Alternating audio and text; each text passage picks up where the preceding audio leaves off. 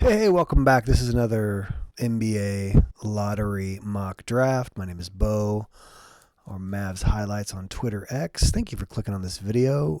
Just to go over some of the rules, I'll be drafting for all of the first 14 teams, and I'm not going to consider any trades, though I'm sure trades are likely to happen. All right, let's go ahead and spin the lottery.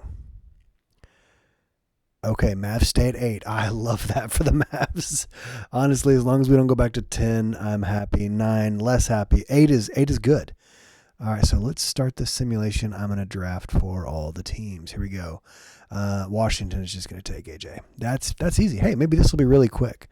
Um, this is I am of two minds on this because I could see Cam Boozer in Rick Carlisle's system absolutely thriving as a secondary ball handler, playmaker, kind of secondary offensive hub outside of Hallie.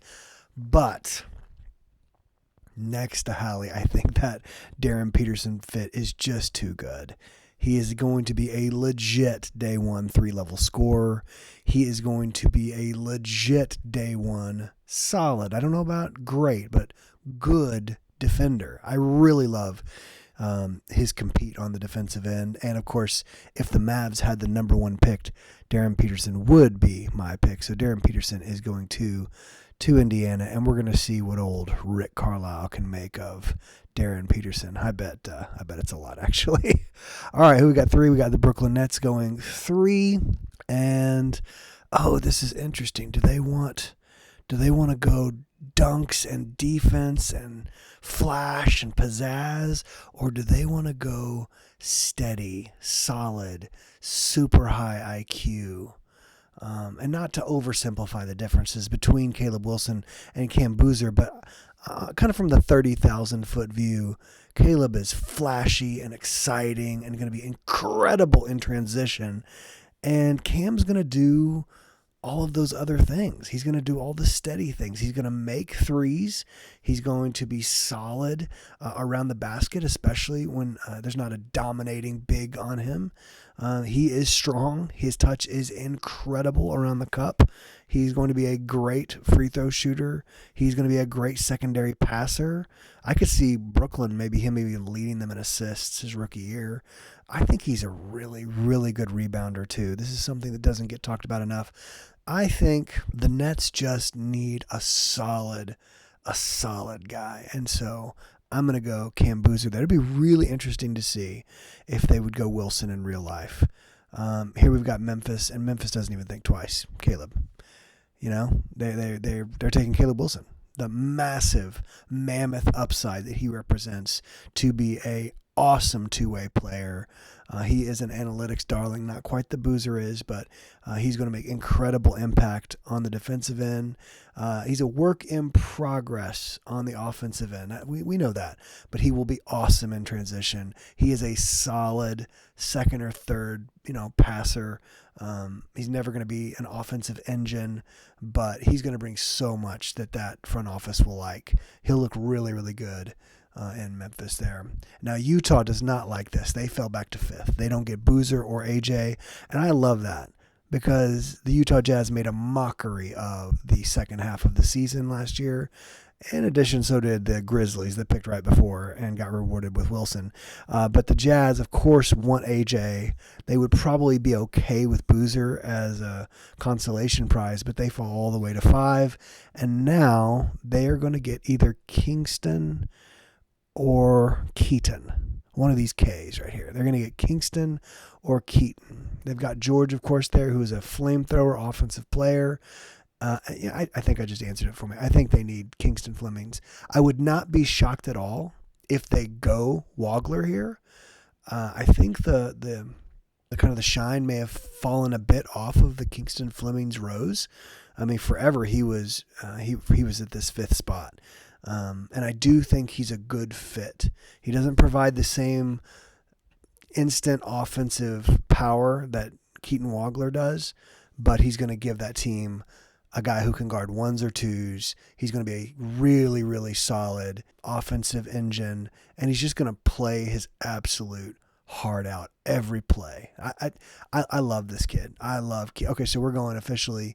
Utah selects Keaton Flemings from the Houston Cougars. All right, now we've got the Kings, and they are loving this.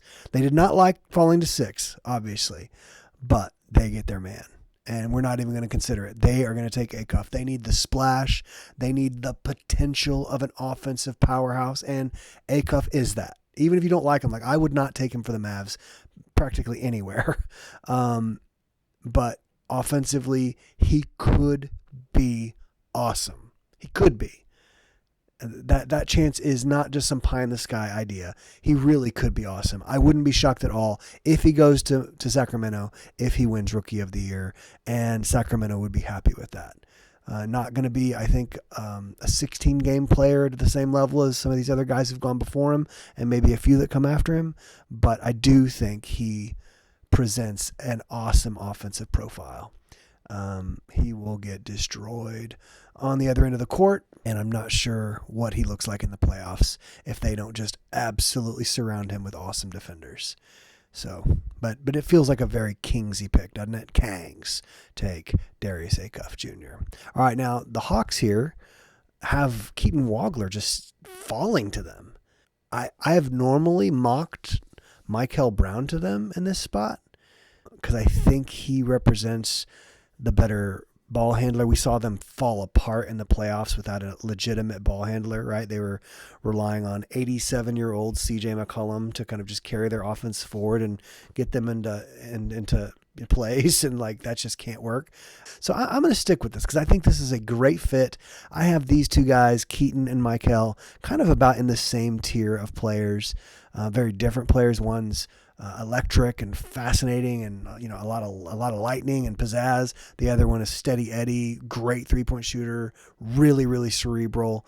I think the Hawks need a point guard, and Michael is the best point guard on the board, maybe even the best point guard in the draft. So they're going to take hopefully a healthy Michael Brown Jr. This leaves the Mavs with fun options. All right, some of you right now for the Mavs are yelling at me, LeBaron Philon. Some of you are saying, no, Braden Burries, he's more of a Masai guy, right? He's going to be a two-way player. He's going to step on the floor night one, going to be a solid defender, solid offensive player. Does not project, I think, to be an actual offensive hub or engine. Does not project to be really a point guard. He's kind of just weirdly a tweener. I like him a lot, but I don't like him for the Mavs. And I've said that again and again and probably hurt some people's feelings. But here, honestly, not the best, not my highest ranked, but my favorite prospect in this draft, even more than Michael Brown, who just went to the Hawks, is Keaton Wagler. I don't know, something about the kid's story. Like he came out of nowhere. He beat all the odds. He's just this incredible, steady player, great shooter. What do we say that the Mavs need over and over and over again? They need shooting. They need playmaking. They need passing. I do think, here, let me just say this. I think he'll be an okay defender. Not a point of attack guy, not a shutdown guy. I think he holds his own because he's always putting forward great awareness and effort. He doesn't have the burst. He doesn't have the pop. Of course, everyone likes to make jokes about how he can't, dunk or anything like that. He'll never be confused for Stephon Marbury or Sean Kemp or any of these awesome dunkers, right? Wow, those are two random pulls I just had on the top of my head there. He's not going to explode, right? But he will be steady. And I think we already have a number one who's pretty good at exploding.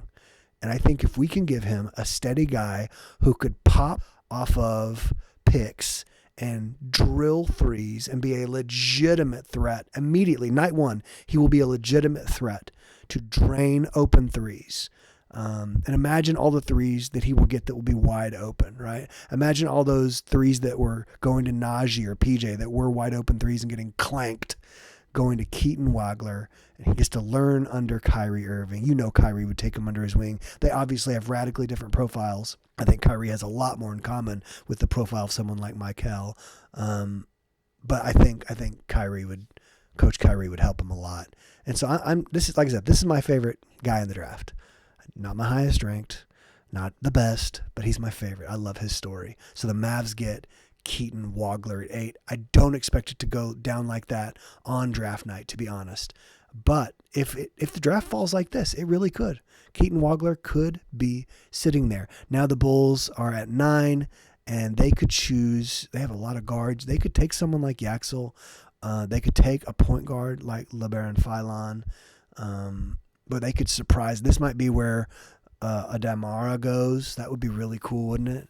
Let me see here. I think I'm going to stick with probably highest ranked, best player available right now. Let's give them Braden Burries.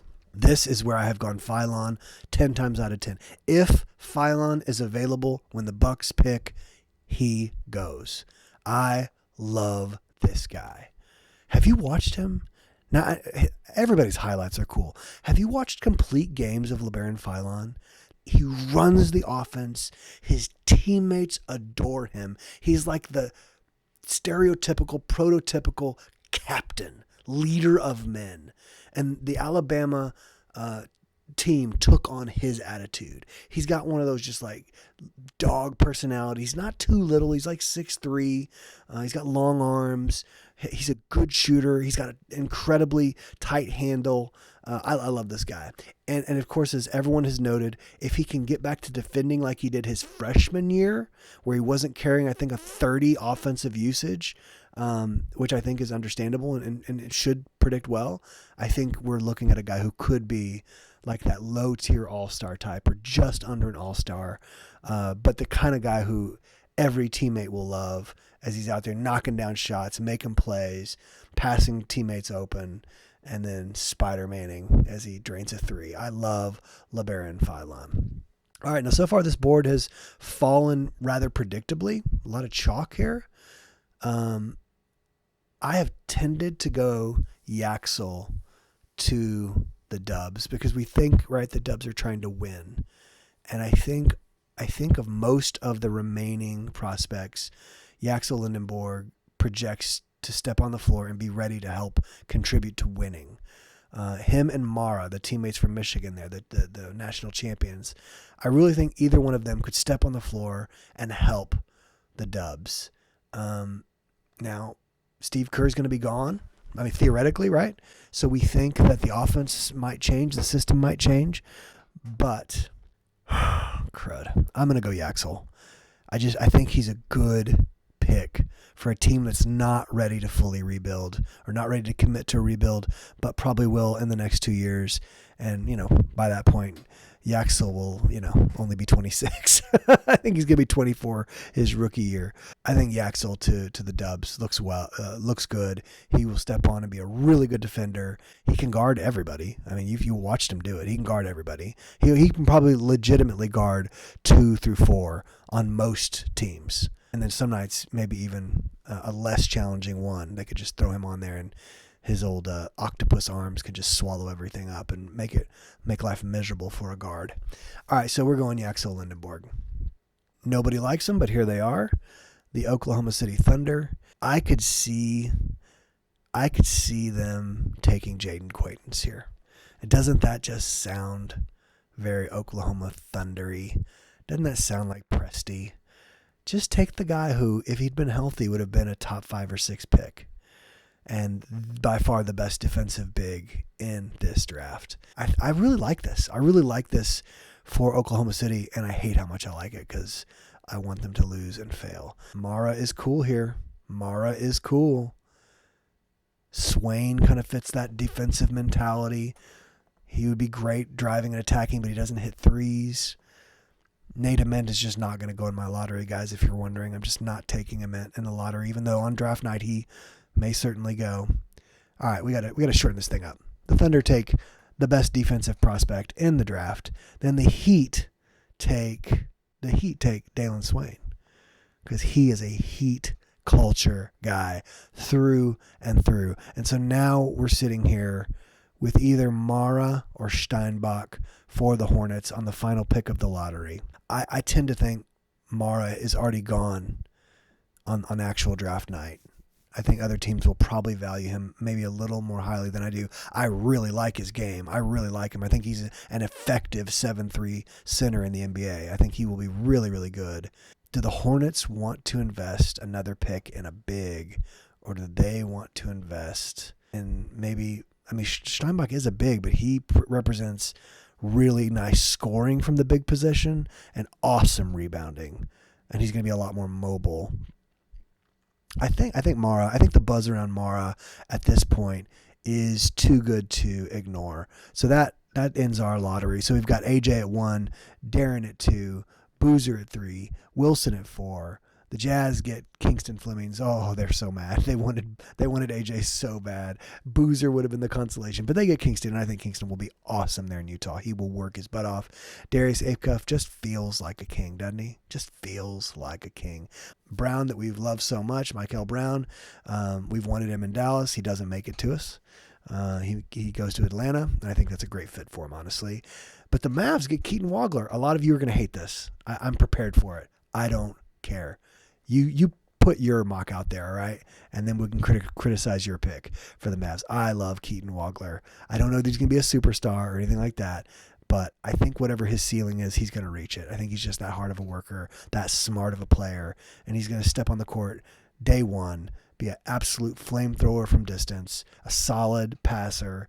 I think he'll learn a lot from Kyrie, and he can work on getting stronger. I think he'll, at the very least, compete on the defensive end. I don't think he'll be a constant weak link. Burries goes to the Bulls. My guy, LeBaron Philon, goes to the Bucks. Yaxel goes out there to California, out there to the Dubs, and Jaden Quaintance just makes sense to me. Him and the Thunder just waiting to get him fully healthy and unleash this dominant defensive player on the league. Golly, I hate how much that makes sense. Dalen Swain, for some this will be a little high for Swain, but I like him, and I think he looks like a Heat to me. He plays the way they like to play, fast, strong, insane effort. And then Mara goes to the Hornets to shore up their front court there. All right, you guys have a good one. Let me know what you think. Bye.